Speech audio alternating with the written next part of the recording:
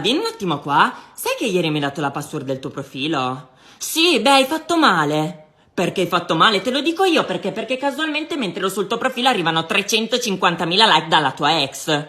Ah, certo, tu non ne puoi niente, ma il problema è che tu gliene hai messi 800.000.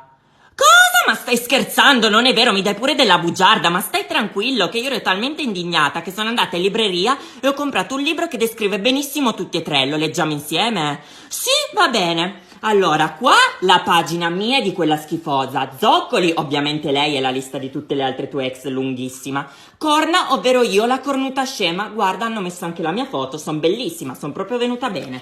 Andiamo alla tua pagina. Maiale, la tua foto, guarda, sei divino. E poi la tua descrizione, molto abitudinario, ed è vero perché sei molto abitudinario nel farmi le corna. E allattamento perché ti piace molto allattare dalle tette delle tue ex.